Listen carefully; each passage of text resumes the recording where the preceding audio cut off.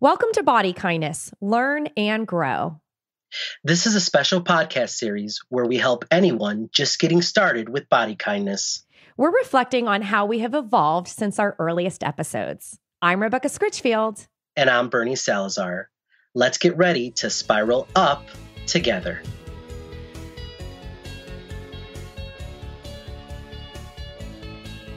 Hey listeners, would you like a little more body kindness in your life? Maybe a signed book is of interest to you, whether it is for you or whether you would like to give someone the gift of body kindness. For a limited time and while supplies last, I am offering an opportunity where you can order books and have them signed by me. So the way that you can do this is visit bodykindnessbook.com/order. That's bodykindnessbook.com/order. And for a flat rate, you can get the shipping included in the United States. If you're not in the US, but you want an English version of the book, I can make that happen, but we just need to work it out over email to figure out the shipping costs, and there's additional procedures. But just want to let you know there's an option there. You can email me, Rebecca@bodykindnessbook.com. I'm really excited to give this opportunity to offer some personalized inscriptions for a book that means a lot to me and hopefully to you as well. In addition, I wanted to let you know that there were a couple of ways where you could get started with body kindness or just get some coaching to your inbox that you think could be really helpful. So if you are not already a body kindness insider, that means you never did the free e-course and you probably did not get invited to join the Body Kindness Insiders group on Facebook. So if you go to bodykindnessbook.com and click Get Started right on the homepage, when you give your name and email, that is going to get you on that free mini e-course. So it's a video, a reflection guide, so you can track things other than calories and steps and all those other sort of external reward and punishment things that we track. We're going to reflect on other behaviors and practicing kindness and yeah, we're going to track movement and sleep and food and some other things, but just in less harsh ways. And then you get emails to your inbox from me. So that is the Get Started kit. And if you go to bodykindnessbook.com and click Get Started, you will sign up for that. And if you're thinking that you could really use a breakup with your scale and that whole idea of that your value and worth lies in how you take up space, then you might like the focused Scale Smash Challenge. And so if you go to bodykindnessbook.com/scale smash, it's bodykindnessbook.com/scale smash. You give your name and email there, and that is going to be a 4-week series. And you're going to get lots of tools and resources, some spiral ups. And I would love to see those photos and videos of you just smashing your scale to smithereens. It feels so good. So give that gift to yourself as well. And just want to give you a couple reminders that we are taking donations for the rest of this season for the Body Kindness podcast. You can check that out at gofundme.com/bodykindness.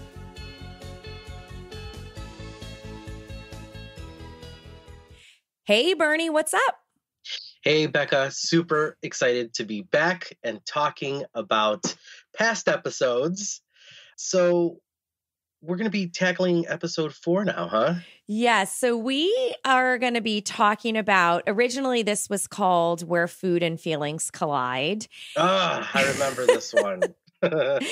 Well, this show was really pivotal for me. Again, it was early in our reconnecting. And I finally understood that you were like a typical client of mine, like somebody who I would see for help in getting off the diet roller coaster, practicing, learning about self-compassion and practicing it. And so it was no longer just like a friend I lost touch with who we were going to kind of talk about life and I don't know what kind of a reframed healthy eating. Like I saw you as someone who could use my support. And in this episode in particular, the word that kept coming to my mind is suffering. And I don't know if that's how you felt at the time or. I felt completely lost, and Mm-hmm. I knew that I needed something. And you're right. I mean, we have our friendship, and I've always respected you as a professional, but I know that part of me always held back because, hey, I was on the show, and I shouldn't be going through these things. I supposedly had beat this, and Mm-hmm. all those crazy things that you think come with all of a sudden just losing weight. So like all of a sudden Mm-hmm. you're fixed. And I was like, wait, I'm fixed. Mm-hmm. And then you find yourself years later in a similar situation. And for me, it felt even worse. Like I was buried under more because I supposedly had fixed this, and how could I have let it break again? And I felt broken and ashamed. And so, yeah, I knew I needed to connect with you in a way that we hadn't. And you're right. I mean, this was a very eye-opening episode for me, but also it's been a great experience overall. Mm-hmm. So yeah, Yeah. well, and then for you to notice that I was in need and normal, oh Yeah. gosh. Well, I'm really good, and still, can be good at trying to cover things up. And I think that's a yeah. that's a natural human behavior. I don't think I'm alone in that. Oh yeah. It's all about pretending. It's the facade, right? If we just Yes. pretend like there's not a difficulty, if I keep saying I'm all right, I don't need help. Or for me, it wasn't even, yeah, no, it was definitely part of that, but it was also, how could I be back here? Or how could I even, for Shame. me, it was how could Mhm. I be in a worse off position? Mhm. And Well, that to me was, dieting does that to you. And I think what's interesting about your example is it also shows that just because somebody visibly loses weight doesn't mean that they've gone through their healing. yeah. No, I mean, I definitely had not unpacked it in a way that was, I just hadn't even thought about Mhm. my transformation. I Mhm. mean, I thought about it, but I thought what I thought I should think. Yeah. Oh my God.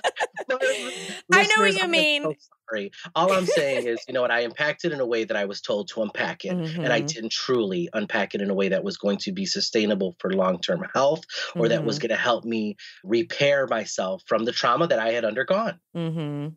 I'm glad you now acknowledge it as trauma because when I was revisiting the episode, there was something I noticed, and you said, I almost feel numb. I don't feel positive emotion with food. I kind of feel indifferent.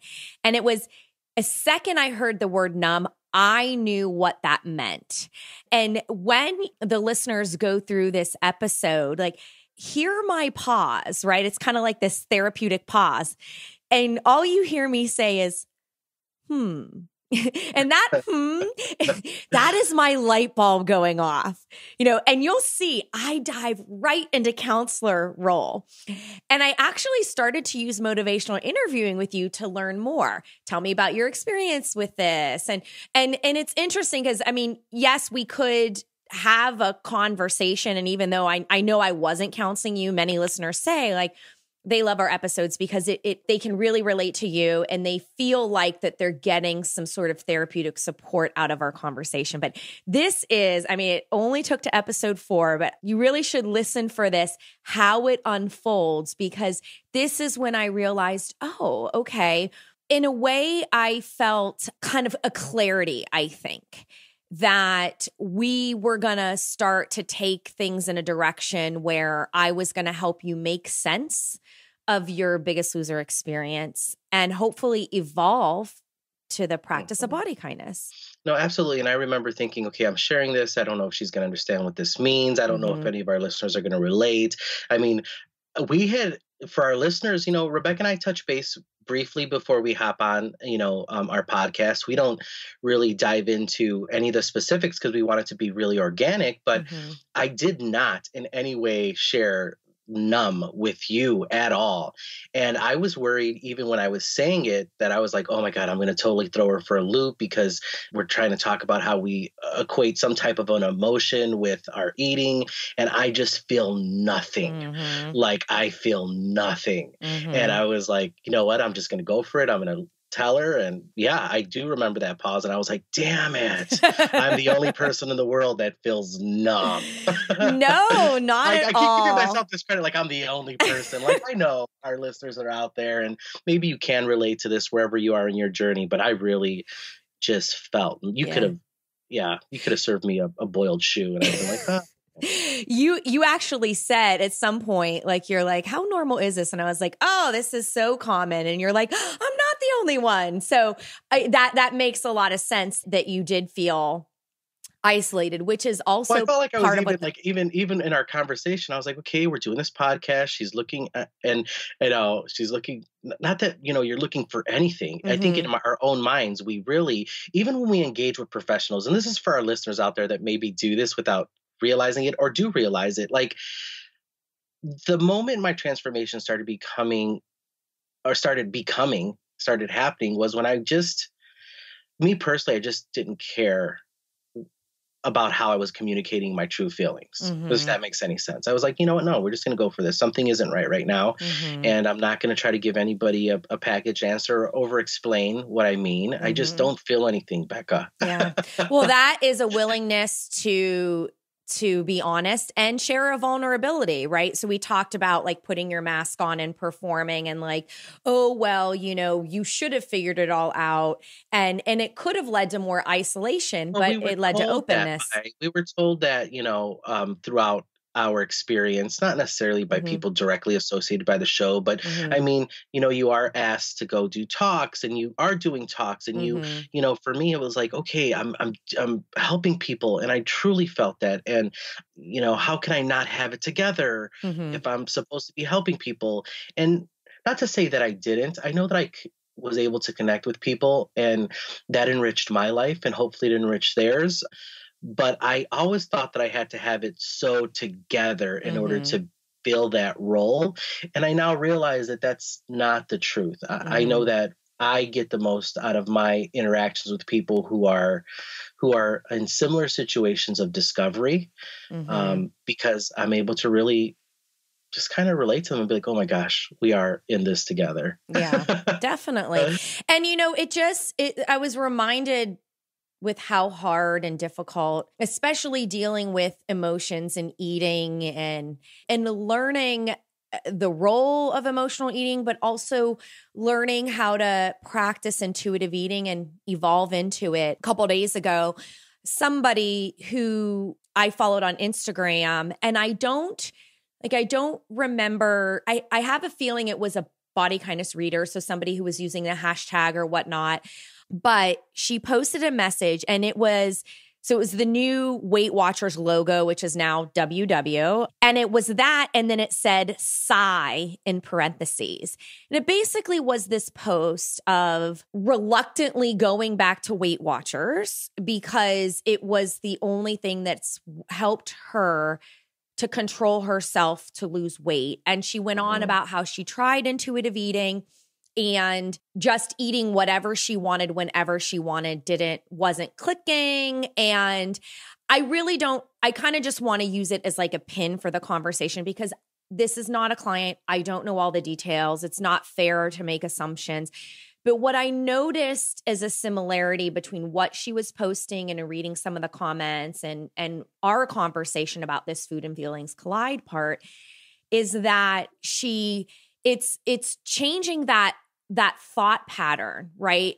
Taking your time to learn the beneficial purpose of emotional eating, even if an emotion is numbness, making sense of and understanding why that might be there. For a lot of people, when what I see her doing is that sort of, it's the weight cycling, right? Oh, I mean, that's how diets get you. You go back because when you're, quote, good and following that diet, right? Or like people will say, oh, it keeps me accountable. It's a structure. It keeps me accountable. It's like, well, the thing is that it works as long as you're sticking to the structure. And who knows? Like some people say when they stick to the structure, it doesn't. But if your belief is that it works, and it's the issue of, well, what do you do after that if you haven't learned how to make sense of your emotions, how to make caregiving decisions for yourself, and even truly, you know, understanding and giving yourself time to practice intuitive eating. Like, it could take years to really, like, first of all, it's not eat whatever you want whenever you want. And honestly, I think the big thing that I want to say about it is reading the intuitive eating book is great. I think reading Body Kindness is great. Doing the exercises in there, they will be helpful. It's also really helpful if you can find a way to connect with a health at every size professional, whether it is a therapist who's helping you with your anxiety and knows intuitive eating and can help you with that, or it's a dietitian who is an intuitive eating pro and who can understand the emotional components. And that's not going to be in everyone's resources because there is a cost associated with that. But I would really encourage people, right? We're reflecting back at least 2 years later from this conversation. And I'm sure when we do the reflection, you're going to talk about stuff that you're still working on. But it's like, it's easier to go back on the yo-yo. It's easier to give up on, you know, building an inner caregiver, really learning and practicing intuitive eating. Like, it makes sense that when you just go off a diet and you hear eat whatever you want, whenever you want, like, you're trying to break free from all that restriction. And that's not what intuitive eating is trying to do. But if you're also trying to use intuitive eating like another set of rules for dieting, it is really challenging. So anyway, I only bring that up because I think that I know people listen to our show too, for help and support. And that's a big part of what we want to do, especially through our conversations.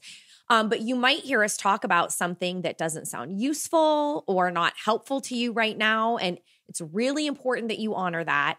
If you have a care team, working with your care team first and foremost on what is happening, because it's complicated.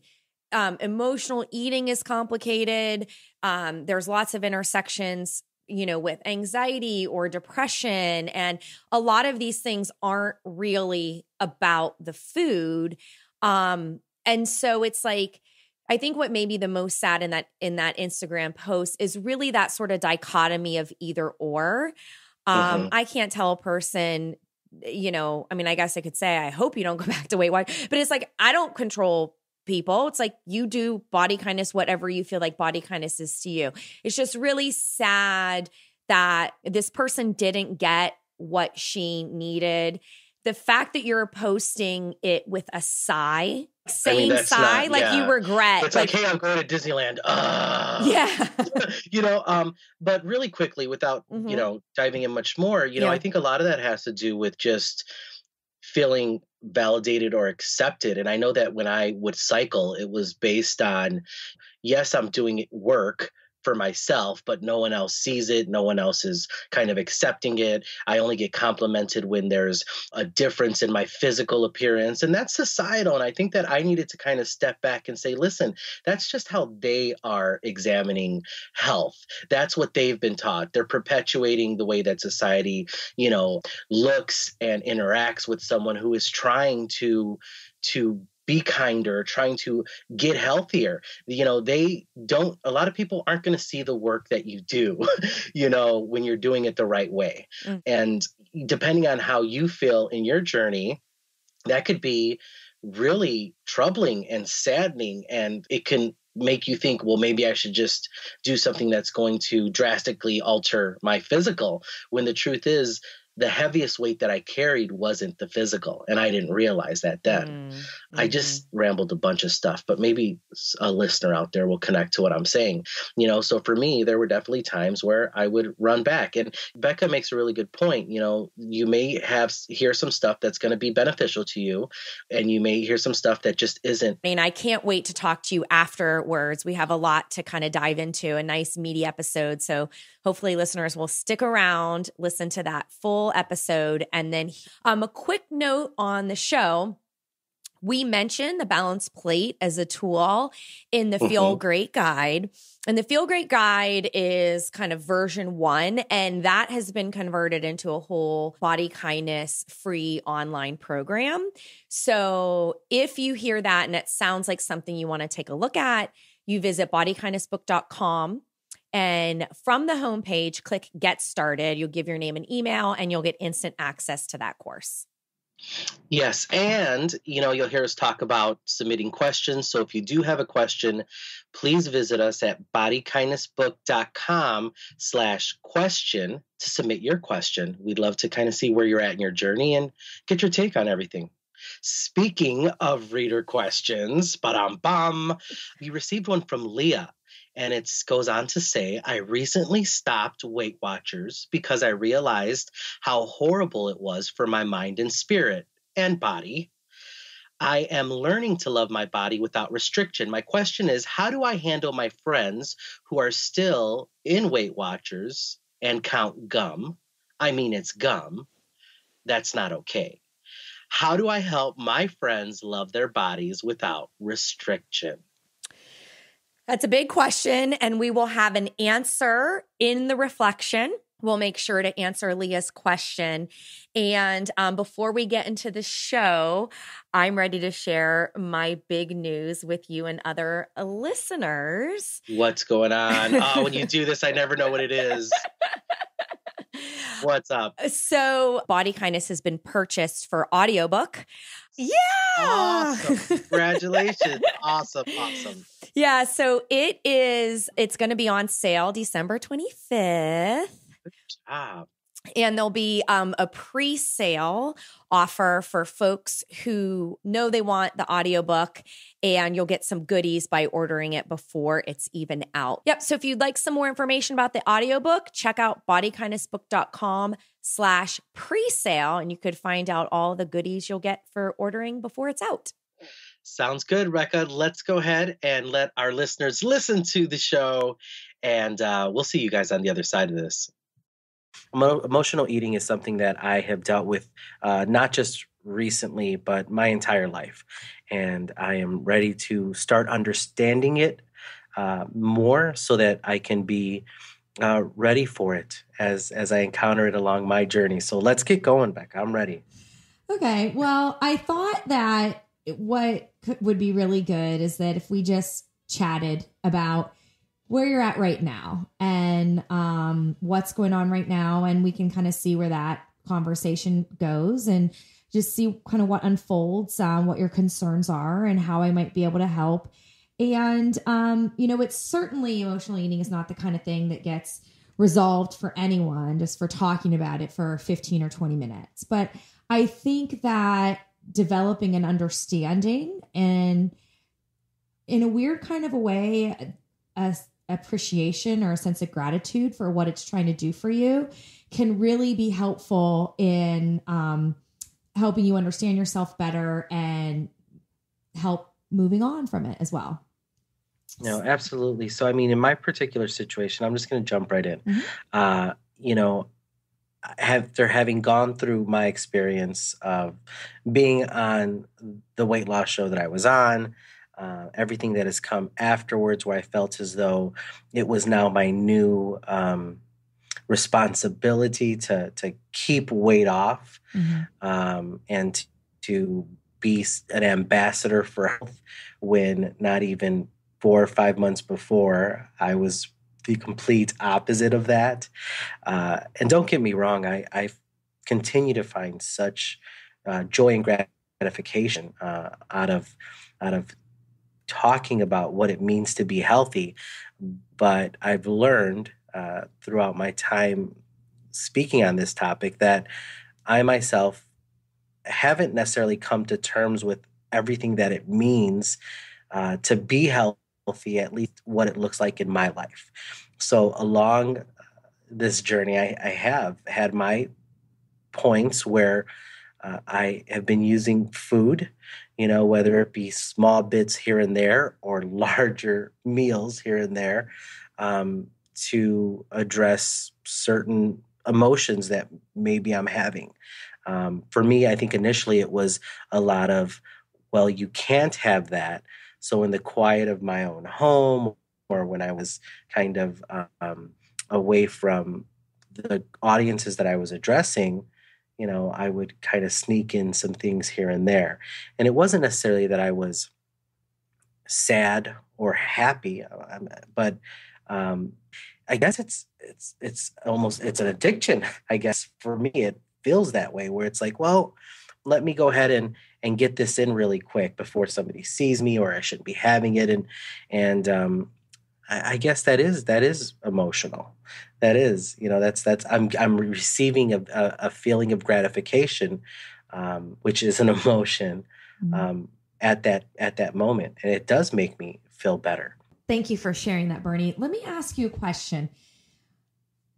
You brought up this idea of certain foods you aren't allowed to have.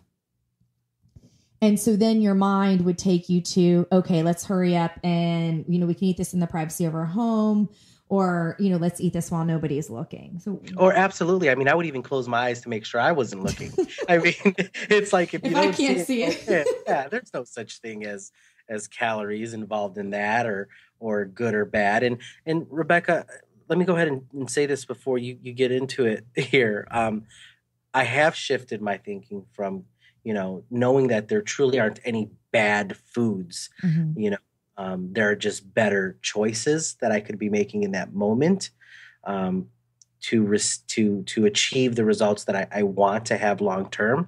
But yeah, I would have to say, initially there were definitely big bad foods, and there were these super little happy, halo wearing foods as well that I felt I had to be eating when I was around the public.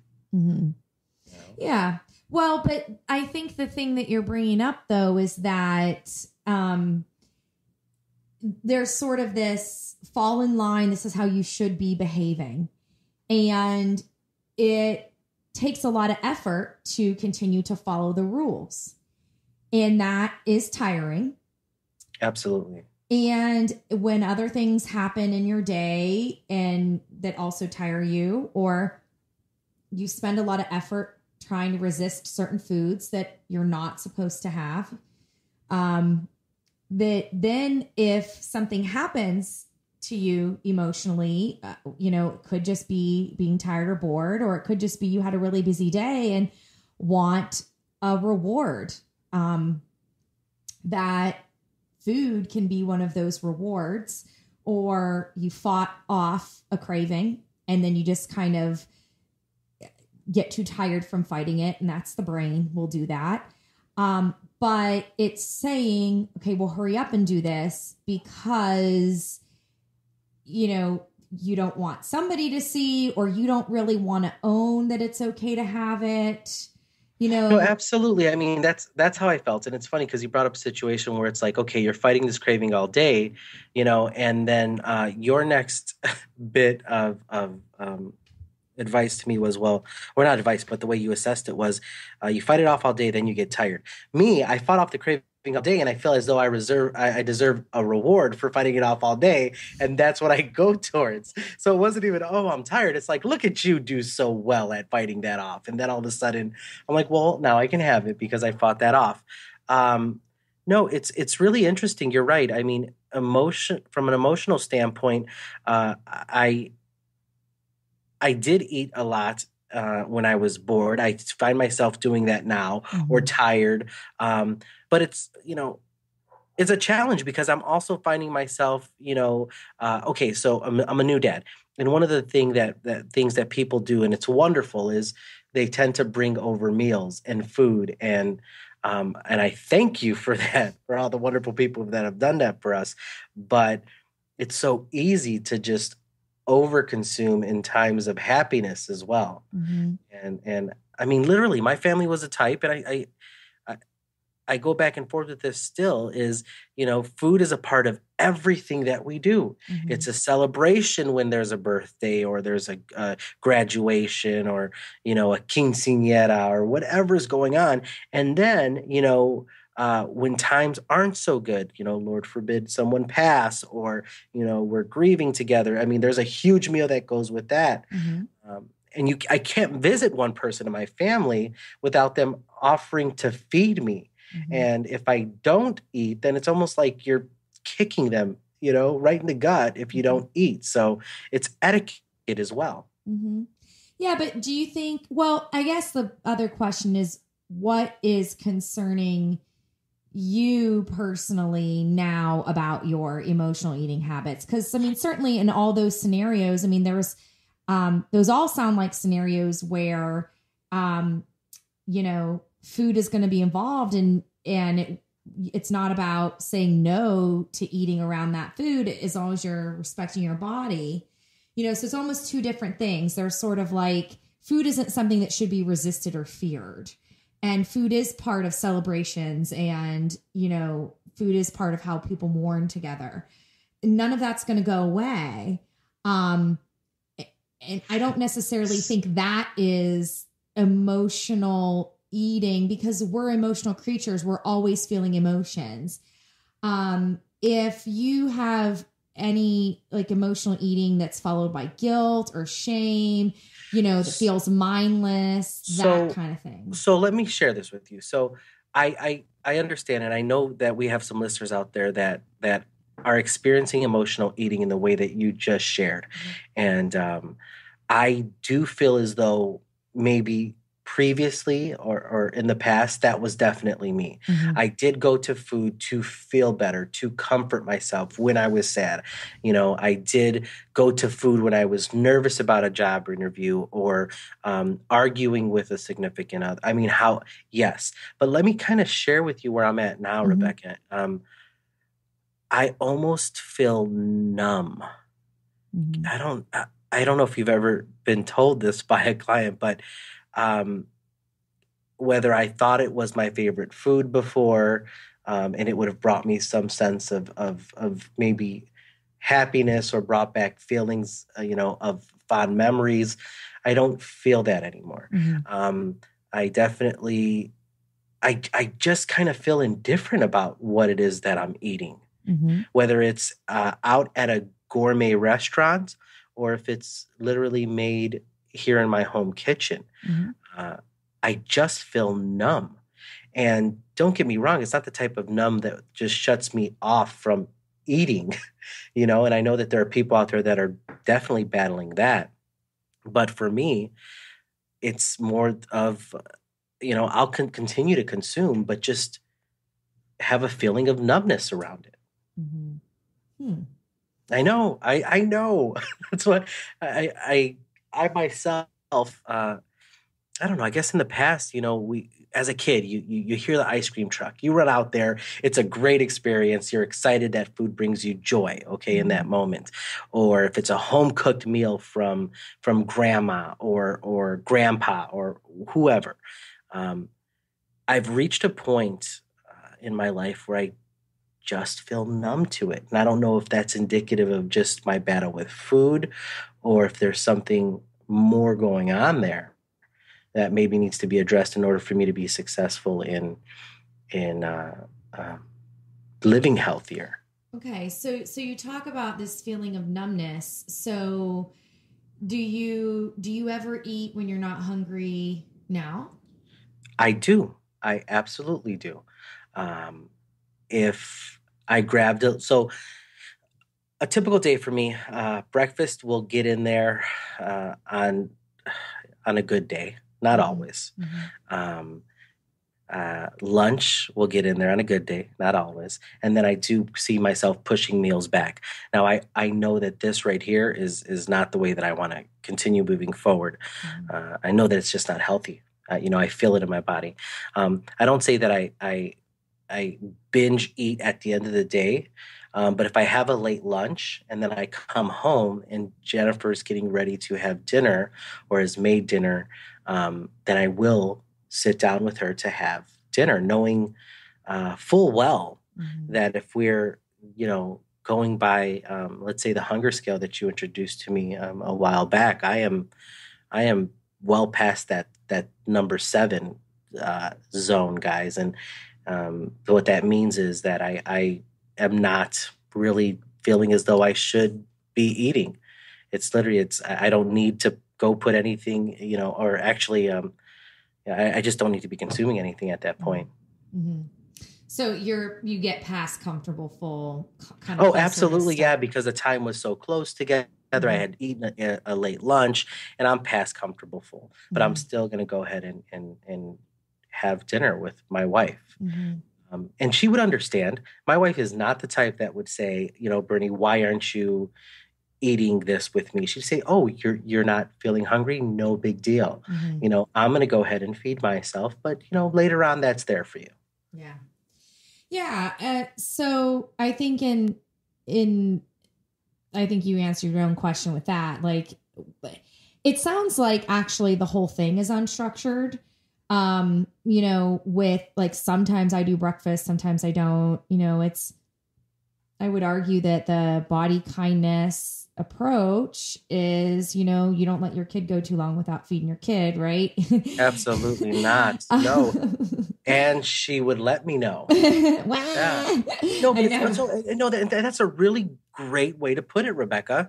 I've shared something like that in the past with people that I've spoken to, but to hear it again is actually refreshing because I know that I would never let my little girl go without eating, especially if she was telling me. Mm-hmm. And how does she tell me? By literally screaming her little brains out. And I love her voice, and boy, is she loud. I know that my body's doing the same thing throughout the course of the day, but I have just become so used to not hearing that and neglecting that. Absolutely. Mm-hmm. I mean, there are times where just my energy level is so low that it's amazing that I even consider myself quote unquote working. Mm-hmm. I mean, I'm not focusing on anything. I can't. Mm-hmm. Well, what is it that you want to be able to do? What is it that you want for food? Well, for me, it's continuing to work. It's not even work because let's face it, I'm not working on it right now. I need to figure out how I can put together a very realistic, structured meal, I guess meal times, I guess we all are dealing with this. Okay, how do I fit this in? Every day is different. I have these responsibilities.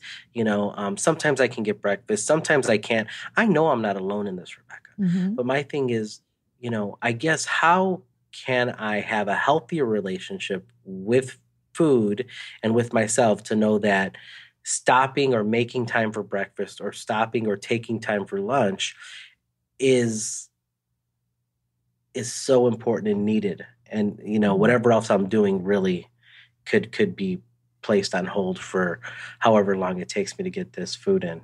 Well, so it sounds like, is your voice saying anything else besides, oh, you're busy, you don't have time to eat, you got to get going on that next thing? I mean, does it tell you anything else besides you don't have time? Like in the mornings or whatever, starting there. My body's grown so accustomed to not even getting some breakfast in here and there that I don't even look for it now. Mm. And believe me, when I was feeling healthier, my body literally let me know, hey, you are hungry. And at that point, I would stop what I was doing, go and eat something that I had already planned or had purchased, knowing that would be a food that I would eat, say, for breakfast or for lunch, or that I could, go grab quickly. For me, it's almost as though it would have to be taking the time to pre-make meals, just, make sure that my fridge and cupboards are stocked with things that I feel good about consuming. I'm no longer scared of eating or overeating, Rebecca. Mm-hmm. I mean, there's times where I know that I have gone past, on that hunger scale where I just don't need to be putting something else in to my body. But I think more than anything, it's the choices and foods that I'm making because I'm not pre-planning Mm-hmm. or taking the time to really do um, some form of meal prep. I mean, there's extremes when it comes to meal prep. I have people that are literally grinding grain, Mm-hmm. and then I have others that are putting pre-made salads into a container, and they're all great, and I'm not doing any of those right now. So maybe that's it. I So when mean, I'm missing lunch, I'm so sorry yeah, to cut you. When I'm no. missing lunch, a lot of it isn't just, oh, I purposely want to show the people around me how hard I'm working, or Mm-hmm. I want to prove to myself how hard I'm working. It's, you know what, man, I didn't plan. Mm-hmm. And the only option I have to eat is something that would be close to where I work. And I don't like those options for myself. So sometimes it's almost like a conscious, I'd rather just not eat Mm-hmm. until I get to some. But if I cared that much, I'm thinking to myself, well, why don't you just pre-plan then? Mm-hmm. It's a weird dynamic there. Well, it sounds like you have reasons to plan and reasons not to plan. On the one hand, it would help me eat better. On the other hand, it's going to take effort. Um, One of the things I work with clients on is talking about their options, just like you did here. You talked a lot about, if I planned and had the food around that I know how to do. I remember a time when I did that and I ate better. I had more energy. My body would tell me if I missed a meal that it was time to eat. That was all stuff that you said to me, that you pulled out from identifying that. I realized that it's the planning, that when I get that habit right, a lot of the other things will fall in line. You No, know, absolutely. um, And it's kind of making sense about the numb. I think there's still more to look at that and we can see, but it, when people are feeling, like, a lot of times it's like tired for working at something, like, they've gone on and off diets for most of their life, or they've thought about food so much, what to eat, what not to eat. It's like, I was done thinking about food. oh, absolutely. I can totally relate to that because that was my life. And again, it's not just as a result of the show. The show is not at fault for that. Mm-hmm. It's something that was self-imposed. And for the years following that, that was my mentality. Mm-hmm. Get out there, prepare it, make sure it's right. Where did it come from? Mm-hmm. Farm to table, who grew it? What type of fertilizer do they use? I mean, And it's, I was in it, yeah, and I was exhausted as a result of it. yeah, that, because it's all driven out of fear. Mhm. We're not supposed to be afraid to eat, and we're not supposed to let fear drive choices. Body kindness is about realizing that your body, exactly as it is today, this very second that we're talking, that your body as it is right now is deserving of love and respect, caring.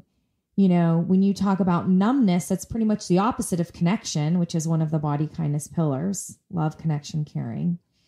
And so I think that it's a lot of putting your self-care on the back burner. And it makes sense because exhausted from overthinking food based on fear.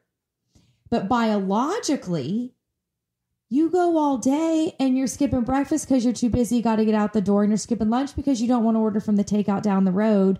You are so biologically famished that your hormones are saying, we need salt, sugar, and fat. And that is going to be what you're driven towards because of, human survival. No, absolutely. And that makes, I've never heard it that way. It makes sense. I appreciate you saying that.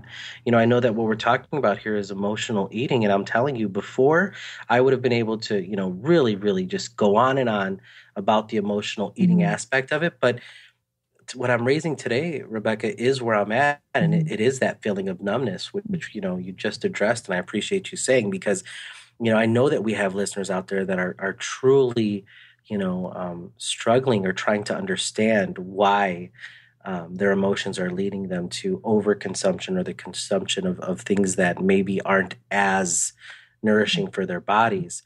Emotions can lead to restrictive thoughts too. I mean, we are feeling creatures, like I said earlier. So I believe you are feeling emotions, but I believe that in the way you're describing numbness, it's the lack of kind of connection of like just calling a truce with yourself and saying, you know what, I'm here to take care of you and your needs matter too. And as a family, we're going to do what we can, a little bit of planning and prep, and doesn't have to be perfect, but we're going to get going in the direction.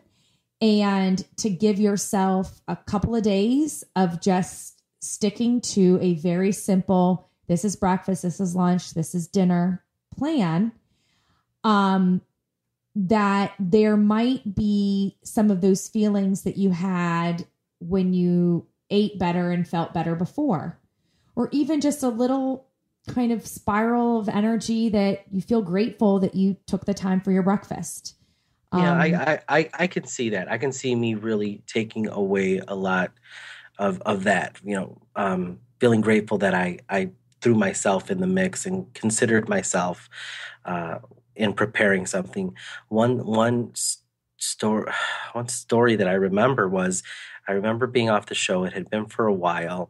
I had this craving for a hamburger, and I think that what I was looking for, and I'll explain this a little further, was not necessarily the hamburger. It was the feeling of maybe happiness or adolescence. I don't know. I was looking for something in this hamburger, a taste, and I was out there and I tried several different types. I could never find what in my mind a hamburger should have tasted like, and I just remember being so sad about it.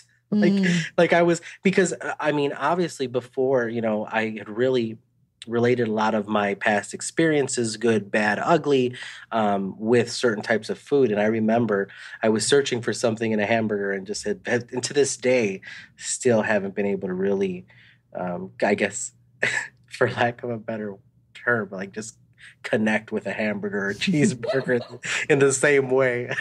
I can't believe it. Yeah, you have a nostalgic feeling for a certain type of hamburger. Yeah, and it doesn't. I haven't found it. I haven't found it since well before my experience. So I do think that that what we were talking about with respect to energy and what's driving food choices and everything like that, I do think that matters. Just to help address, as you brought up earlier, eating a later lunch and so close to dinner. Again, I think some of that would get resolved by just structuring out your day with meals that you planned.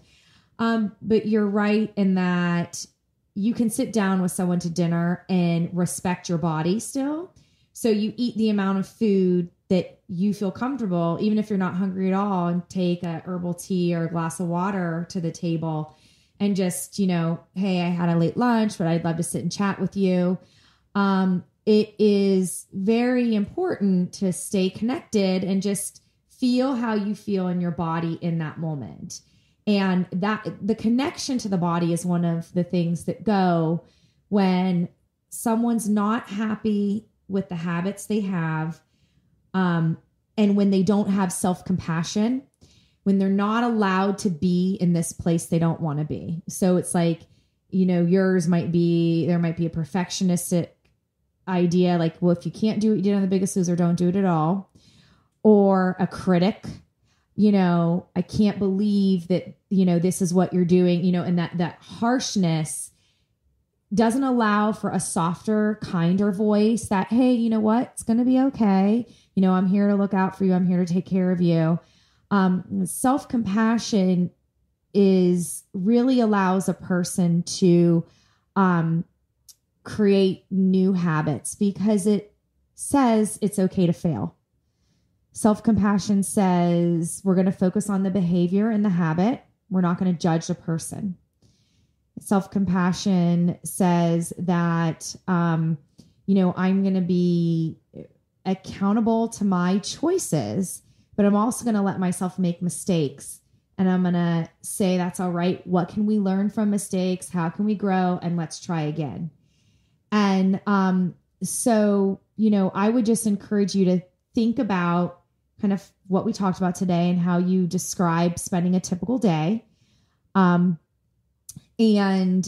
think about some things that you could do that you think is more in line with the way you would recommend a friend, plan and schedule his day, and start to try to do that for yourself. And that's a way that you can express self-compassion, is by just start to try to plan and do what you would tell a friend to do as rational and realistic.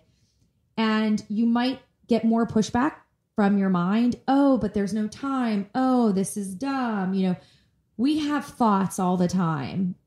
They're always constantly flowing in our heads, and we can't control them. We can't control what they say. But our thoughts aren't always helpful.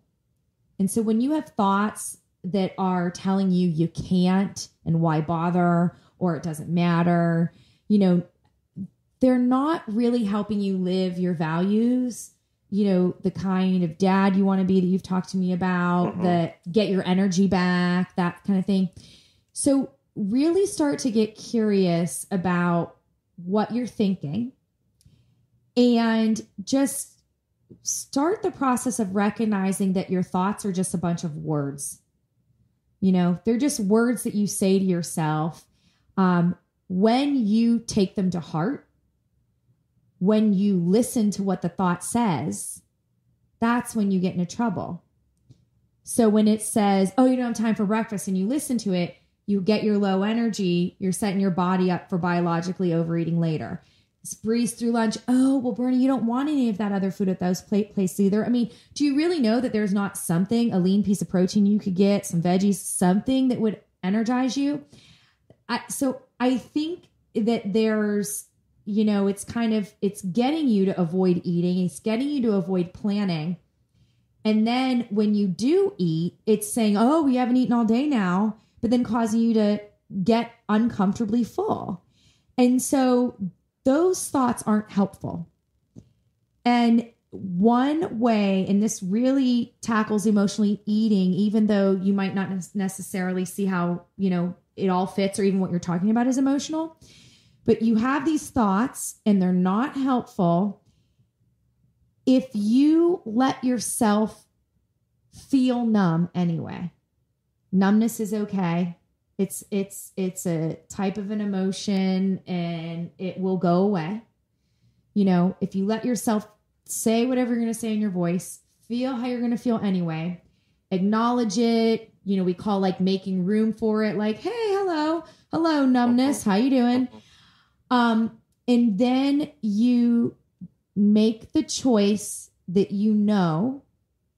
is how you want Bernie to be. So it's the ability to feel, numb, hear these negative thoughts, and say, okay, you guys can be here tonight, but I'm sitting down to dinner, and I need to respect that I'm not that hungry right now. And I need to eat the amount of food that I need right now. And that's what I'm going to remain committed to. And I know our listeners can't see me, but I'm definitely shaking my head in agreement.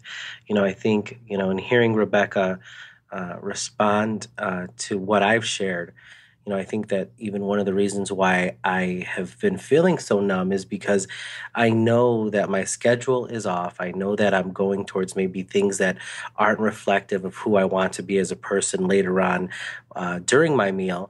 And rather than to critique myself at that point, which is what I normally would do or have done, I just choose to shut all switches off.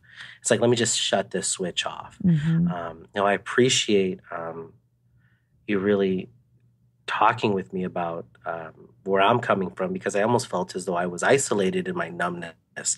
Because when we talk about emotional eating, Rebecca, and I'm going to go ahead and pass this on over to you, I always looked at it differently. And I considered myself and what I was feeling or not feeling outside of that. But can you share with me some experiences that maybe you've come across or your clients have shared with you? And the reason why I'm asking you to do this, Rebecca, is because I know we have listeners out there that maybe might be able to relate to somebody else's situation. Can you share something about that with me? Sure. So your scenario, I've heard lots of times. Oh my goodness. I don't want to say thank God, but I know there's a little bit of comfort in me knowing that there are other people like me out there. Yeah. It's a lot with chronic dieters, with people who are used to restricting their calories, which I know is part of the Biggest Loser plan, and any other diet that you've done before where you've restricted calories. It becomes a celebration to not eat, and it becomes go you didn't eat, go you didn't eat. But your body finally says, forget you. Yeah, I like it. Overdoes it. That effort, forget you, yes. But other scenarios would be, like, for example, I have a client who knows how to eat balanced, and breakfast and lunch is fine.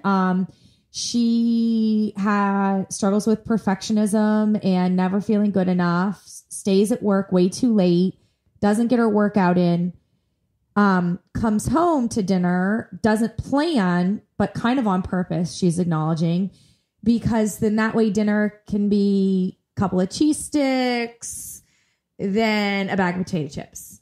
And, it's like, oh, I didn't plan, but as we're talking, she knows how to cook healthy meals. I mean, she has 3 grown adult children. So she's cooked healthy meals for kids for years.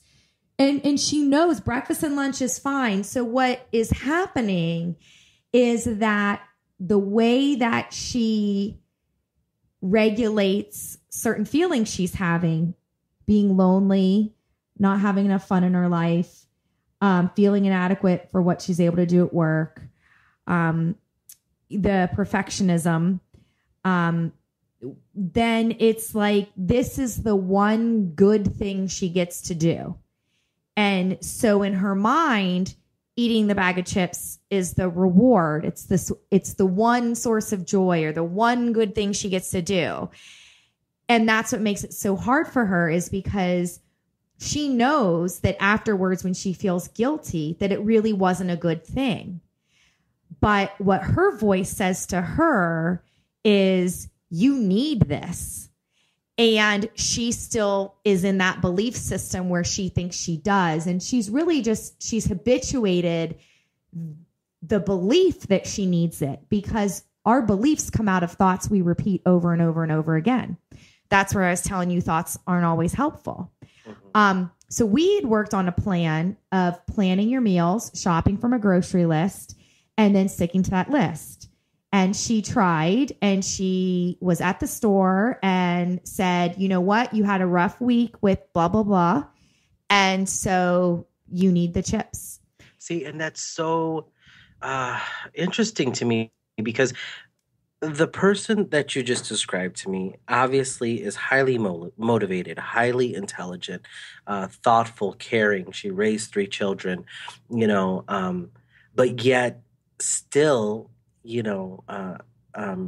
is overcome by her emotions and I don't want to say the word gives in, but really, succumbs to not caring for herself, maybe in the way that she would a loved one. Mm-hmm. And I know that's who's listening out there, Rebecca. Mm-hmm. We are speaking to knowledgeable people who know about what's out there, what they should be doing, what advice they would give to somebody they loved. As a matter of fact, I had a friend ask me the other day, hey, Bernie, I'm doing this, I'm feeling better, but what do you do when you still want to reach for the pizza, and I told him, well, then you reach for the pizza, but you do it in a different way than maybe you would have before. I've kind of put on my Rebecca hat a bit, but you're absolutely right. I'm able to speak on these things, but yet still feel as though I fall victim to my emotions. Well, I think the one thing to keep in mind is that all emotions, good and bad, positive and negative, they all have a purpose. And if you don't have permission to feel the bad emotions, you know, feeling lonely, feeling tired, feeling angry, you know, if you don't have permission to feel that way, if you don't make room for those bad feelings to come and go away, then there usually is something that a person will do to numb themselves or to try to avoid feeling those feelings. And, you know, some people drink, some people compulsively shop, some people do drugs, some people eat. You had mentioned earlier that you had felt like you used the word addiction, and it's a touchy subject, whole separate podcast. But in my work, I consider the eating pattern a habituated process. So, you know, if you end up going to foods to eat emotionally, it's because you've learned the routine by repeating it over and again. And sure, certain foods are easy to overeat. You know, we hear a lot about sugar and sugar addiction and everything like that. And I do want to touch on that more in a future podcast because it's worth it. But I think the thing to keep in mind is it's not just any amount of sugar. Like obviously fruit is okay, and we all shouldn't be drinking sodas all day long. So, you know, there's a healthy boundary there. It's when it's excessive. So the balanced plate, you know, that I show in the Feel Great Guide is a very nutritious balanced plate. And you do need to be mindful of the quality of foods you're consuming and everything like that. But you don't have to feel like if you were to eat a piece of birthday cake that because there's sugar in it and because you eat emotionally that you're addicted and everything like that. But, you know, some people identify as there are certain foods that they cannot eat and they won't let themselves have it. And so it's a touchy subject and a personal subject for how you choose to pursue it and pursue your healing and your full recovery out of it. But without question, there's a behavioral pattern related to I'm having these unhelpful thoughts. I have these negative feelings and I don't want to feel this way. And food is my reward, although not in the big picture. You know, food is my pleasure, although not in the big picture. Or food is just the thing I can do without hurting myself in other worse ways. You know? So it is, like I said, when we started, it's not something that's going to get completely resolved in just one podcast. I am hoping that listeners will write in their questions and their struggles with emotional eating, and we can address more questions on the next show. I think that could be really interesting. And just know that you're not alone. You know, we're all in this together, and that there are ways to get out of the cycle of emotional eating, not being happy or satisfied with the way you're eating food, but bring it back to the pattern, like with what's going on with you. Like you're not satisfied about skipping meals, and to know that you have it in your power. You have everything you need. You've done it before. You have it in your power to take one step that helps with the planning. And that's how people change habits, one step after another. And building in that ability to hear this voice telling you, don't waste your time on this and that, or to feel negative things, to feel this resistance to planning and eating your 3 meals a day. But you do that stuff anyways, because that's the person you're trying to be. And you practice trying to be the person you want to become. And I like that word practice, you know, because right there, it just takes away the whole responsibility of already being in the big leagues, yes. You know, or being there. So I can definitely appreciate that. And I just like to reiterate what Rebecca asked, which was, you know, if we have listeners out there that are also experiencing, you know, exactly what we've talked about today, and are in the midst of their own emotional eating stories and battles here, please submit those questions to us. I'd love an opportunity to just hear where you're coming from. And like Rebecca said, we are all in this together.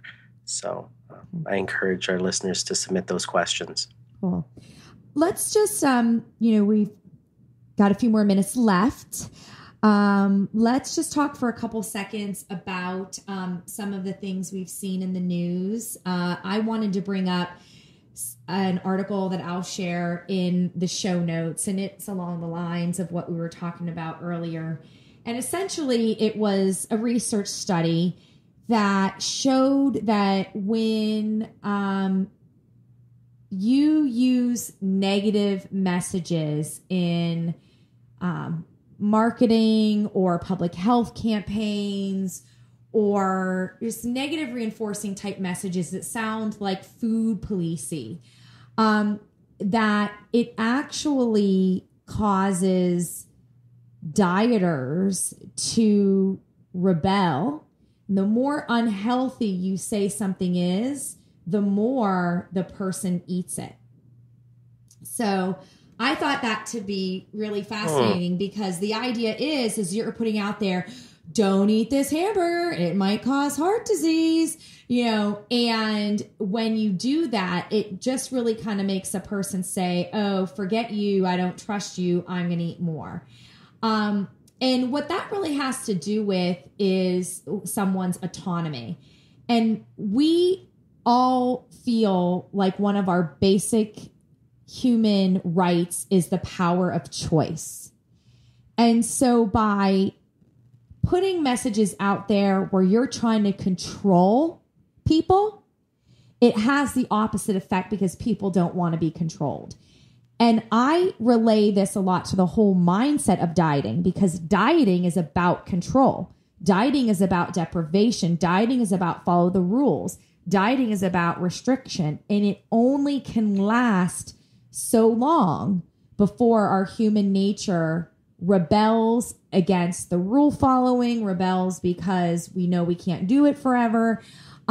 So I'll share the link in the show notes, but the bottom line is that, you definitely don't want to overeat cheeseburgers because you saw an ad saying don't do that, but just to really be aware that if you're getting negative food police messages in your social media feeds and stuff, that might psychologically trigger eating the very thing that it's trying to tell you not to.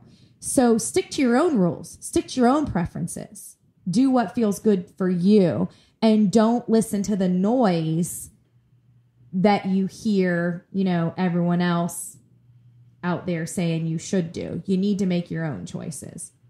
It's a really, really interesting article. I want to make sure everybody clicks on the link for that one. I do have a question that came from a listener. So whenever we get these questions, I get really excited, Rebecca, because that means there is somebody out there listening to us.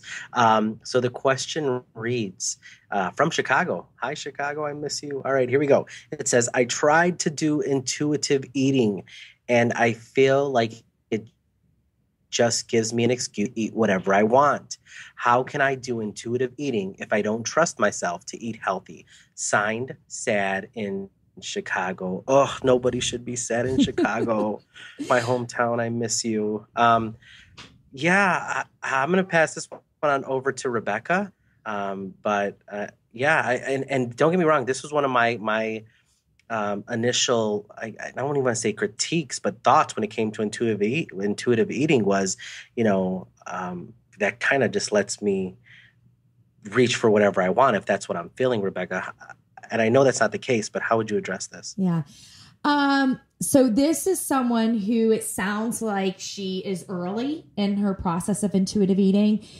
So if she were my client, the first thing that I would want to ask her, I don't know if it's a girl, actually. It's just Sad in Chicago, but it says she. It says she. Okay. Says she. Oh, okay. Yeah, she says. Okay. Mm-hmm. So the first thing that I would say to her, I would kind of get a sense of how early she was in the experience and everything like that, and I would get a sense of how she's using the principles, because if she was kind of doing what you're doing and like not necessarily eating breakfast or she might not be kind of on a structured eating pattern that you eat in the morning and then you wait till you're hungry and then you eat again.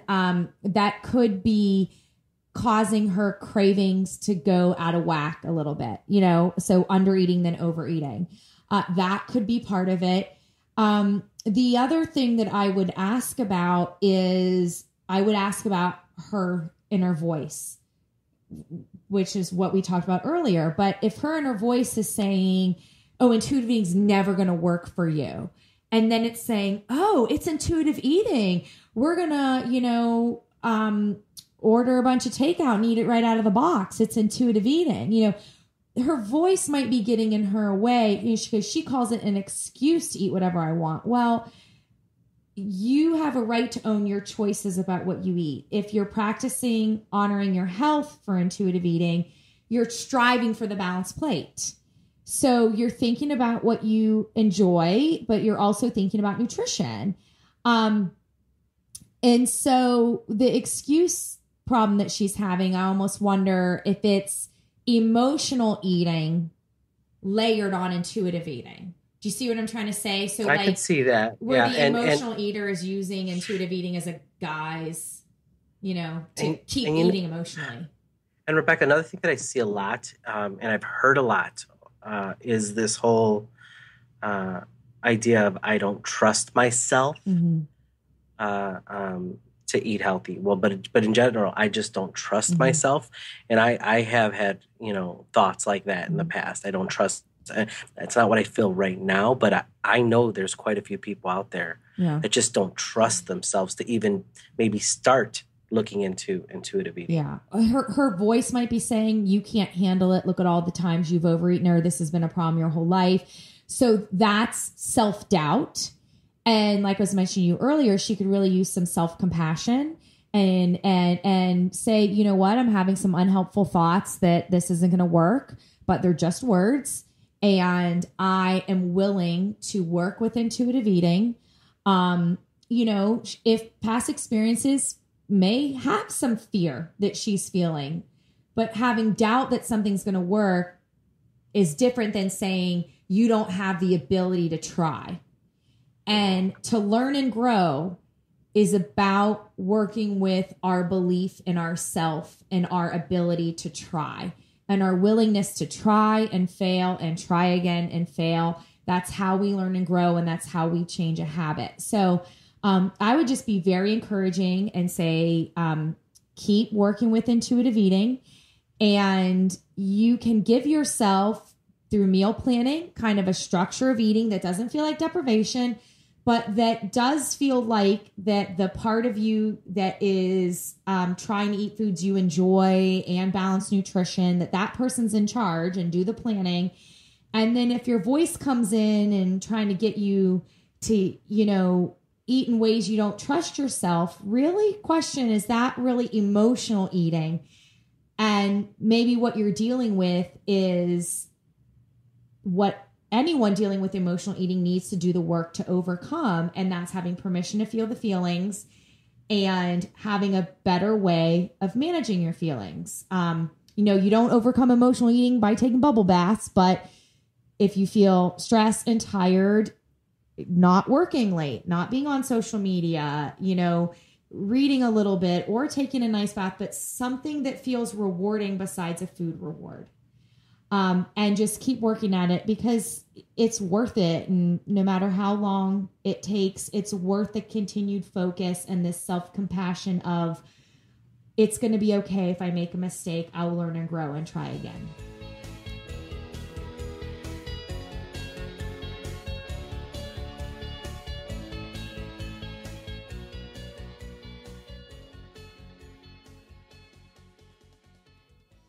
So we're back.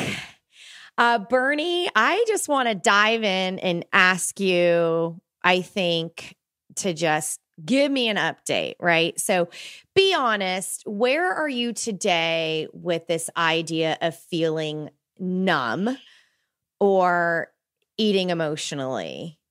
So the numbness that I felt before, it's not there, not at that level, which I'm really thankful for because again, and all our listeners know this and I keep going back to it, but since then I've had my little girl and I've been able to kind of introduce food into her life. And I think that experience has allowed me to really connect in a very different way with my food and my feelings towards it. I've been able to give it a little bit more credit, well, a lot more credit actually, than I ever had before, with the years following my experience on the show. So that's been really good for me. So that numbness, I mean, I even remember, and I think I might have mentioned it, where I was looking for the perfect hamburger. I mean, all types of stuff. I'm happy to say that that's not what I'm feeling anymore. And I think for me, again, a big way that I was able to work through it was not only, our conversations, just diving a little bit more into how I can connect with my own feelings and my own body, but also, again, stepping outside of myself has worked for me in allowing me to kind of give food a different type of value. When I said I was numb, I was looking for that food to replace something in my life, to serve as my therapist. And I was never gonna find that in food. I think I was looking to bite into something and be like, holy crap, wow, now my life is better. I really was. And then when I didn't find that, that's where that deep, dark numbness had set in. Like nothing tastes good. No, it doesn't matter who made it. It doesn't matter how fresh the ingredients are. It doesn't matter anything. And I really felt that way. And it was a really sad place for me to be in because it weighed me down. And now, I mean, I've really opened myself up to, and again, I know this isn't something that I've really shared with you, but it's, man, look what this food is doing for me. Look what this food is doing for my loved ones. I'm preparing my foods with a excitement and connection that I had never done before. So when I put an ingredient in a dish for myself and my daughter and my wife, and this may be super hippie for some of our listeners, but I don't care. I'm thanking that ingredient for being there. And that's something that Bernie would have kind of cracked up about. Like, dude, come on, for real, you're going to thank a green pepper? But yeah. Like, I love this thing so much. When I can't believe I'm calling my daughter a thing. I love her so much that anything that's going to contribute to her well-being, I'm thankful for. And through that process, I've also learned that I'm thanking it for me too. Like, thanks. Like, yeah, this is something that is helping me be a better person and connect. And I've also, Rebecca, I don't know how you feel about this. I don't think as much. I don't put that much weight. I think everything that's going in there, but I just don't think as much about, is this good? Is this not good? How's this going to impact my life? And I really thought about that before. And it was hard. It was sad. It was like, oh my gosh, I'm going to gain weight and that's going to erase any credibility that I have. And I mean, oh my God, it was just, my food was heavy. And I didn't realize that. Yeah.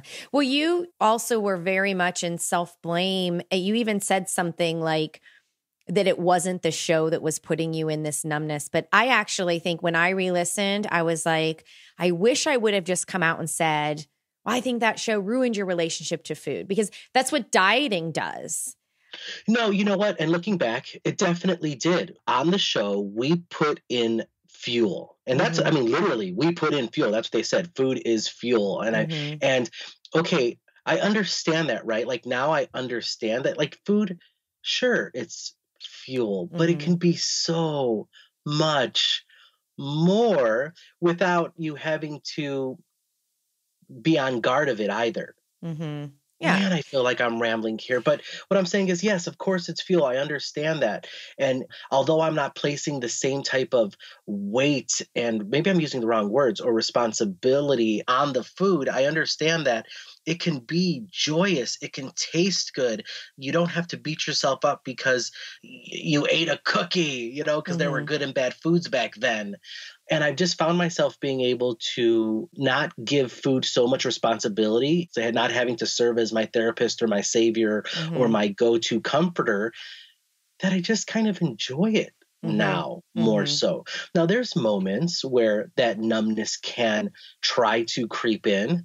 whether it be, oh my gosh, as a parent, let me, I always talk about the good, but as a parent, how often, if you guys are a parent or around someone that you are caring for, where you don't have time, you're just popping things in, you don't eat regularly, or, sometimes you're just going, and that can lead to some type of numbness as well. I could see that happening.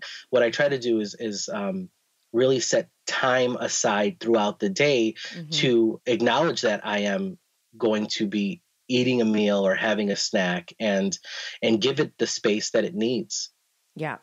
Yeah. And in the going, it's nice to know when we're able to interject pauses to recenter and reground ourselves, because it can produce some type of disconnection. You said that you felt like it was an addiction to food, and we didn't really dive deeper into that. Do you remember what you meant, or, and I guess, how do you feel about it now? Because you hear food addiction now a lot, and what people think is that, oh, well, it's this sugar that is in the cookie is making me want all the cookies. Not necessarily that what psychologically happens, where the act of being externally controlled unleashes the desire for me to want more cookies, right? If you keep saying, don't eat, you burn so much mental energy. Then when you finally say, okay, I'm going to have some, it can be it's just usually not mindful. You're not like, because it's restriction followed by what feels like chaotic eating, basically. Yeah. Gosh, I wish I could. I'm just not the expert on that. I can tell you how my belief around it is. Caffeine, or, with coffee or things like that. Like, I could see even now, I'm like, if I don't have and I'm not a big coffee drinker or soda drinker at all, but if I get into a couple weeks of having a cup of coffee, in the morning, and I don't have it, then I think physically I feel the effects of that. But for me personally, with addiction, and I know there may be some listeners out there that are dealing with this and their body is reacting differently from the way mine did, but what was underlying it for me really was this uneasiness, this ashamed feeling. I was dealing with, again, I was trying to use food as my therapist and my go-to, because in the past, when I was younger, it did calm me. I can honestly say that. I mean, there's an episode where I share the fact that there was a point in my life where I was physically abused, and the thing that I went towards was food. And to be able to say that out loud, was freeing and scary and emotional and sad. But since I was able to actually admit the fact that I was physically abused to myself and even to my loved ones, I also took away some of that power and that soothing ability from the food. Yeah. So to answer your question, for me, it really was just some deep emotional stuff that I continue to work through. Right. There are dishes and food that comfort me in a way that other food doesn't. Sure. But I'm more aware of that now. And there's food that I literally have aversion to because it's associated with a bad time in my life. Yep. And I don't think I'm unique in that, if our listeners are out there kind of maybe relating to this. But so again, to circle back to this whole idea of addiction, for me, it was just underlying issues that were and continue to be difficult to address, but I'm doing that. Yeah. And it's an everyday thing for me. Yeah. You bring up a really important point about the connection between trauma history and the ways we get through our negative emotions, and that 100%, I would argue that when you're working through past life traumas and difficult negative emotions, even the pursuit of losing weight in the first place, right? All the Biggest Loser stuff is about, finally I'll be right. Finally I'll fit in. When you're working through, and actually that physical restriction does lead to the biological cravings, but now layer on past experiences where you have been harmed physically, emotionally, any of that harm, it shows up in our brains as a wiring. And in order to survive that difficulty and the memory of that difficulty, food is a soothing agent. We get serotonin when we eat. We also get to avoid and escape negative emotion. And if that at one time becomes a way of protection and self-preservation, that is good, right? Because it helps you get through difficult emotions. And at the same time, the brain learns through that repetition that when this happens, this is when I go to food. When that happens, this is when I go to food. So much so that you don't have to think about it anymore. It's like automatic pilot. And then that is where also that feeling of addiction can come from, because it's a learned process. So our brains can learn and grow 100%. That's how you have changed. And that's how people can learn body kindness, is because we can learn to hear thoughts, have feelings, and to not be controlled by them. No, absolutely. And I mean, there was, and unfortunately, and I know we might have some listeners that have experienced this, I lost a lot of my pictures in a flood.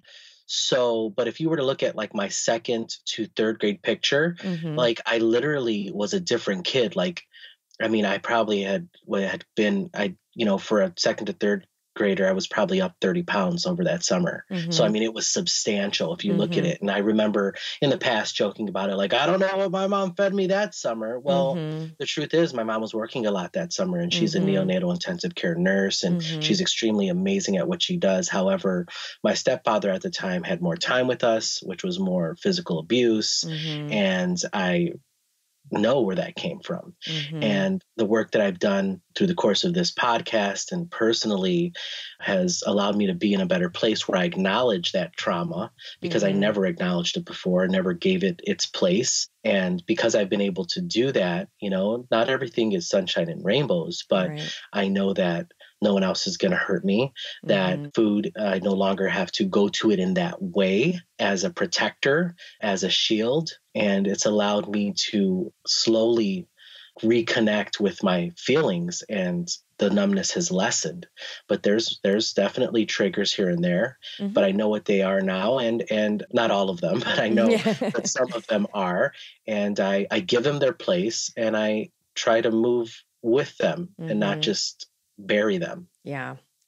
That's so good. It's so powerful because it also demonstrates that, first of all, eating is rewarding. Regardless of what's happening. Food is good. Food is good. Eating is rewarding. I mean, the other night I was totally in the mood for just that sort of filled belly with some yummy pasta. And then we ended up making meatballs, and it just felt so good to have that permission to eat. And yeah, where I'm at, having the sense of body trust where I can stay tuned in, where because I'm enjoying the food, I might get more full than like exactly a 7 on the hunger scale, Yeah. But to have permission to continue to enjoy eating, and that emotional eating is normal. So even where you say you have triggers sometimes, it's like, I do think that emotional eating will be a choice to get through some experience that needs some soothing, but it can be done in a way that is very, very different, because you've realized, just like your experience, right? Like that you felt addicted to this process of food as your therapist, going to food and just feeling numb. You've done all the work that you've put into to evolve from it, reframe, make sense of your past experience, think about what you want in the current moment, your personal values. That stuff takes time. And when you're evolving out of it, having permission to keep emotional eating while you're doing the work through it, and then also having permission to get better and to reframe things, so that if you're feeling triggered now, it might take a lot more to trigger you. But then also, if you do feel triggered, you have other ways of soothing in addition to food. Yeah, You know? this is ongoing, and there are events that bring up, new emotions or, new triggers. This isn't something where I think I'll ever just be cured of. And it is not only being able to connect with food and see it not have to be a protector, but also something that's enjoyable, because there would be meals where I would be eating and at the drop of a hat, the whole feeling or could have gone south. Like we were enjoying it, and then all of a sudden, somebody spilled a cup, and next thing you know, you don't know if you're going to get, hit as a result of it. So, I mean, even within that relationship, during that episode, that encounter with food, you didn't know if it was going to be good or bad. And I was definitely brought up where you had to finish your food. And again, I wasn't allowed to listen to my body in its fullness. It was just, you finished it, because if not, there was going to be consequences. So just working through a lot of those things. Again, I always refer back to my daughter, but it's like I'm raising parts of myself and giving myself permission to not finish the food or to not be hungry when a whole meal is prepared. Like there's times where I will prepare a meal and my daughter doesn't want to eat. And my first instinct as a parent is, oh my gosh, but you haven't eaten, you're going to be hungry. And then I'm thinking to myself, well, what the heck does it take really to rewarm something or to allow her to choose something different, even though I put a lot of sweat into this. Now, don't get me wrong. There's budgetary issues. Like you can't just always give your kid what they want. And I don't do that. We're not substituting something that maybe isn't as nutritious for them as the meal prepared, but I don't beat her up with it. I don't rush her through the food. And sometimes, guys, it's annoying as heck. Let me just be honest. As a parent, you're like, I have things to do. I made this meal, but I'm thinking to myself, you know what? Like, let's let her explore this a bit, and she'll come into it. And I've also, in doing that, I'm giving myself permission to do the same. Have you ever just cooked a meal and been like, you know what? I really don't want it right now. Oh yeah, totally. Yeah. And just knowing that you can care about, quote, like healthy eating, but self-care is when it's in the context of your patterns. And so it can be healthy eating to say, I'm really not craving this. This is what I'm craving instead. And you don't have to judge it. You could stay tuned in and enjoy it. Foreign to believe me. It's so because I'm really this, and I'm a big believer in, avoiding as much food waste as possible. But at the same time, I don't want that to get in the way of a healthy relationship for my daughter with food, and for me to go back to that place where, like, literally, before you could have boiled a shoe, and if they said that's what was for dinner, then that's what I was going to eat. And, we can laugh about it, but that's really what it needed to be at that time in my life. Yeah. Absolutely. And you're right. It's a privilege to be able to say, I'm not in the mood for this. I'm going to get something else. Absolutely. Certainly remember times in my life where it was like, you're lucky to have anything. There, exactly. Be thankful you have, some lettuce. And we had to be. Yeah. So I think before we get to our listener question here, I think we can change the way that food shows up for us in our life by rejecting the shame that we feel about ways that we've needed food to get through difficulty, and that we can create a better life and a better relationship to eating that makes sense to us, but it will take time and effort and dedication. And what it won't take is dieting, because when you get in that cycle, it sets you up for biologically hyper focusing on food and seeking out food. And, it's kind of like back on that roller coaster again. And so it's how do I reject dieting and also make sense of why I eat emotionally, and then follow that as a way. So it's not that you'll say, I'll never eat emotionally again, but how can I practice better self-care and body kindness with food and really find that caregiver who really wants to take good care of me. And it's not going to come from fear. It's not going to come from a short list of foods, which I'm sure coming off of The Biggest Loser, you had a very short list of foods and do's and don'ts that you would Oh, eat. yeah.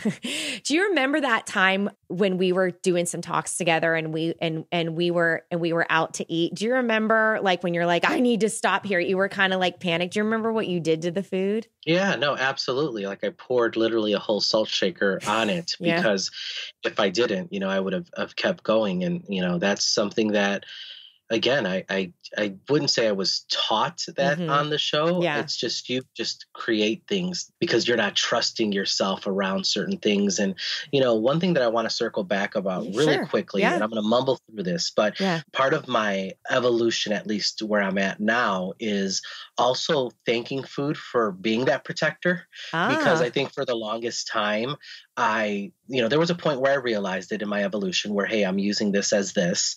And then I was like, okay, well, I have to stop doing that. And, and then it was, food is something to somewhat be feared and be mindful that you're not using it as a protector. Well, my thing is like, dude, food came through for me. Like it pulled through. Like, thank you for that. Like I needed that. Like I was suffering, and whatever type of therapy you provided, it worked. It got me through. It got me to today. Thank you. And then being more aware of it and finding a way to reconnect and enjoy it again. Because I think that for me, I was stuck so long in I'm using it, as this and this and this and this. And I needed to give it its place, acknowledge the help that it had provided me so that I could move past that and fall back in love with it in a new way. Oh, you're blowing my mind right now. I mean, But that's so beautiful. I mean, that's taken a long time because I mean, for a lot of us that were stuck in that diet mentality, it really is, oh, okay, well, good. I'm using it for, emotional eating. Now I'm aware of that. But dude, I had to thank it because I'm telling you, when other protections weren't available, that was. Oh, I know what you mean when you say that. You didn't get what you needed, and you were an innocent child, and so you did the best you could to get what you needed that others should have been able to provide, but you got through it. Absolutely. So that acknowledgement and that being thankful was a critical step that I had never, I had overlooked for so long. I'm just so in awe of you, and I know you care deeply about your parenting, and it's early, but I know how deeply you care about all that, and you're doing such a great job. I just hope I hope that you keep giving yourself the credit that you deserve, that the compassion and the credit and the respect and the love, because this is without doubt, I think, the healthiest you've ever been, mind and body. It's not about those numbers or whatever the things are. It's how do we handle our emotions, and how do we relate to our mood and do what we can to take care of ourselves without striving for perfection. Well, I appreciate that. And like I said, I mean, we have listeners out there, and guys, I see you. I really do. Like wherever you're at, like I see you.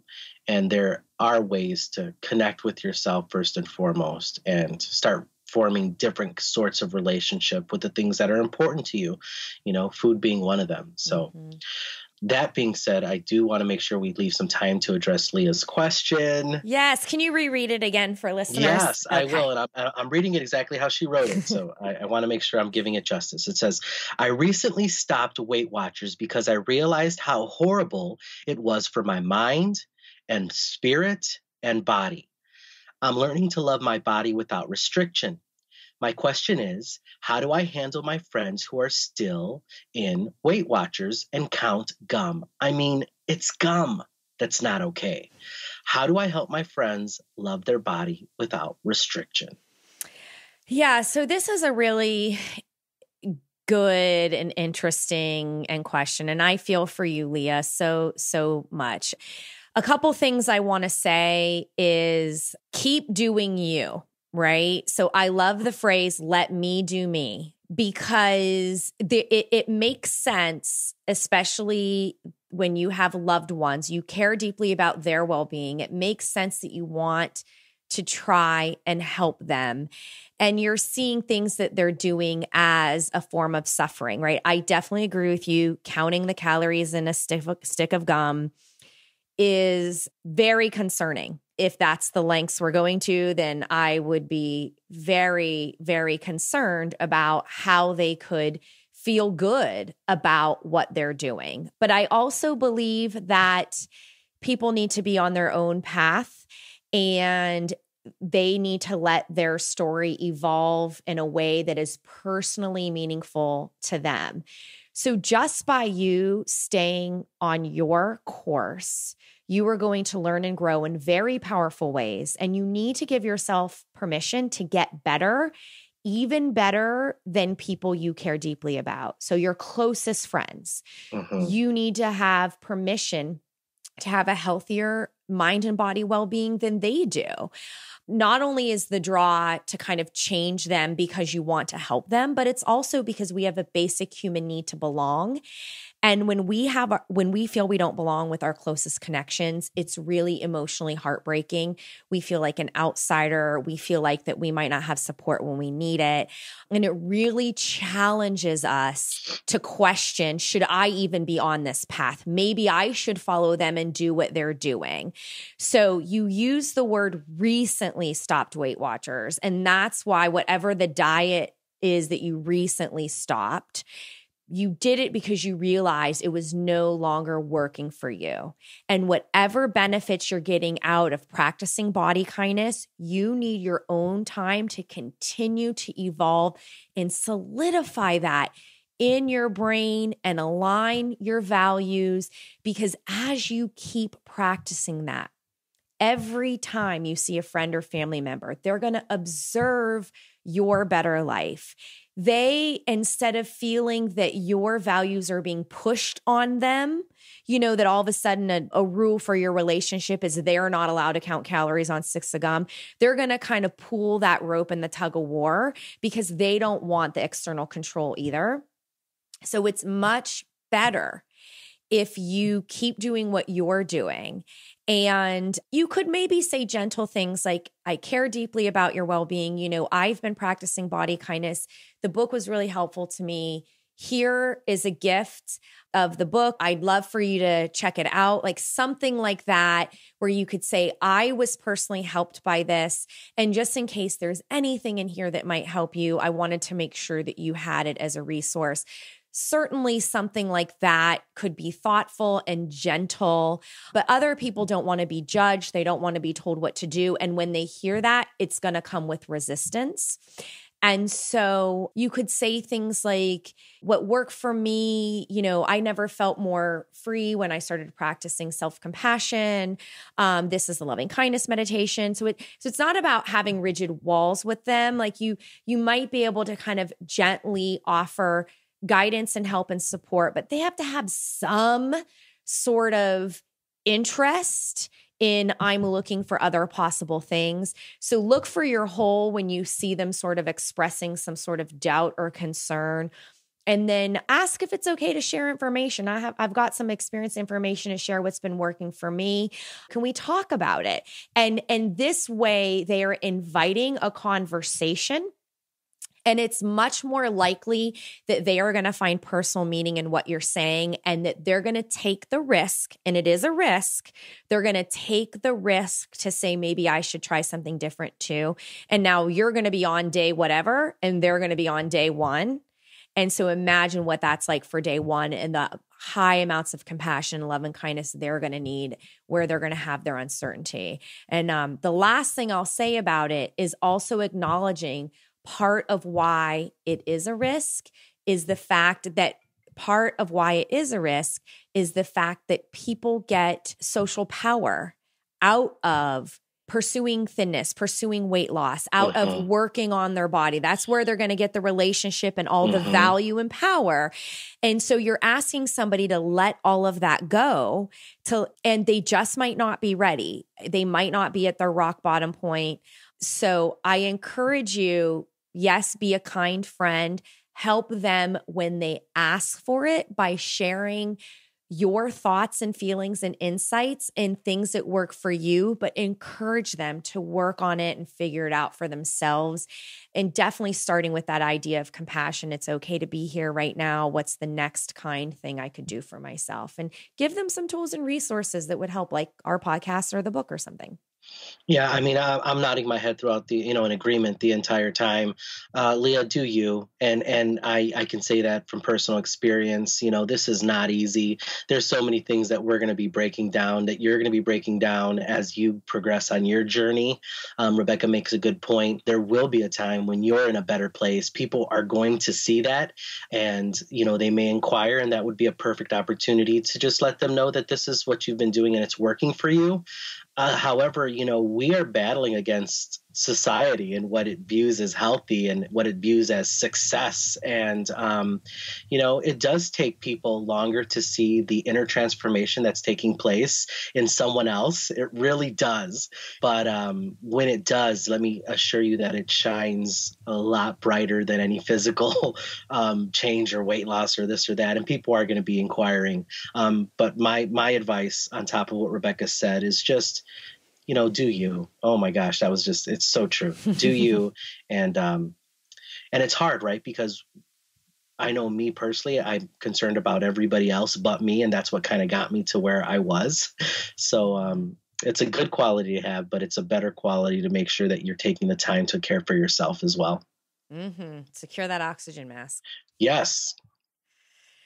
Okay, great. Well, we've made it through a super long episode by the time we add up the minutes of the open and the episode of the record. This could quickly approach 2 hours, so we're doing excellent. Well, I'll tell you what, listeners, thank you so much for sticking with us. I think we'll go ahead and let you go. Please make sure that you're grabbing a copy of the audiobook. And maybe, Leah, that's something that you could pass to them, because maybe some of the resistance is the fact that they don't like reading.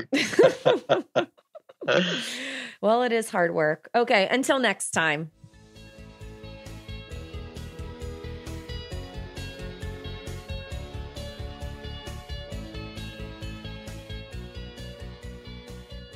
And that's a wrap on today's show.